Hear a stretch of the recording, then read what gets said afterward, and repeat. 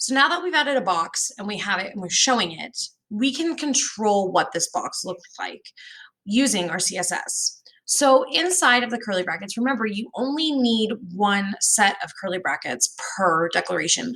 I do not need to go down here and put a div and open up another curly bracket if I want to set the width of this div. Instead, you're duplicating efforts because you don't need to keep calling upon the div separately.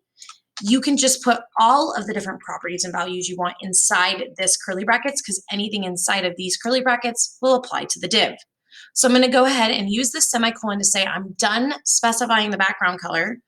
I now hit enter and tab. I'm going to specify the width of this div. I'm then going to go ahead and say that the width is going to be, let's say, 50%. So I can type in 50% and put a semicolon, and you'll see that automatically the width of that will reduce down to 50% of the page. And I think this is important to note. It's going to be 50% of whatever its parent element is, which I know I'm saying a lot of words that probably are brand new words for your vocabulary, but that's fine. It's a parent element because the div exists on the page. So if the page is 100% of the width, and the div is specified to 50% of width, it's going to be 50% of the width of the page. So as my page expands, my div will get larger because my page is getting larger. Does that make sense? I hope so. The same thing kind of happens for the height. But if you want it to be static, if you want the width to be a specific setting, you can, instead of using percentages, use something that's a measurement that it can't change. Now, in the world of web design, in the world of digital design, what's the measurement we use? What do we use to measure the height and width of our phones? What do we use to measure the height and width of the web page that we're looking at? Everything we use is called a pixel. It's all made of pixels. All your screens, your TVs, your monitors, your phones, everything is made of pixels when you're looking at screens. And pixels are tiny little squares that make up the screen. And each pixel is set to a specific color, and those pixels all come together to see what you see. And I'll kind of show this. It's kind of like a mosaic where you have all these pictures that have all these different colors, but when they're zoomed really far out and really tiny, they make up something else. That's essentially what pixels are. So what we're going to do is we're going to go ahead and set this to, instead of 50%, let's set it to 500 pixels.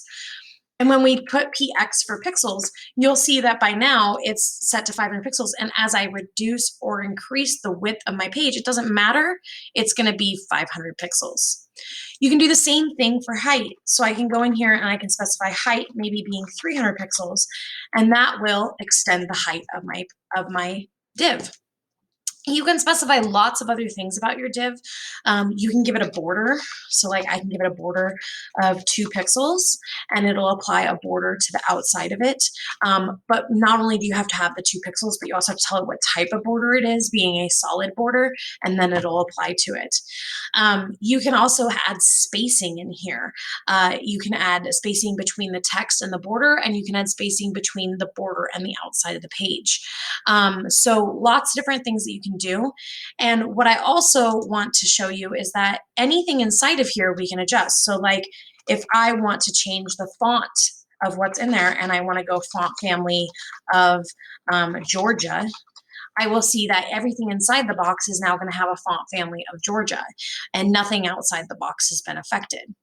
What I also think is important to note, and this is very important, just like with our heading ones, if I have 2 heading ones up here right now, and if I take the CSS and I apply the heading 1 to have a color of blue, you're going to see that both headings change to be blue because they're both a heading 1.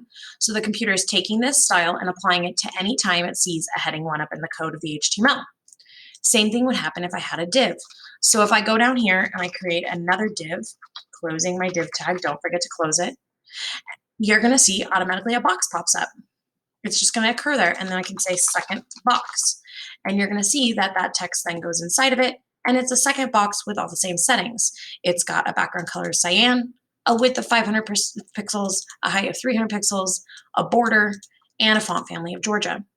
So you have all of these different pieces that occur, but anytime you're going to do a div, because you've called upon div in CSS, it's going to apply it to any div it finds in the HTML.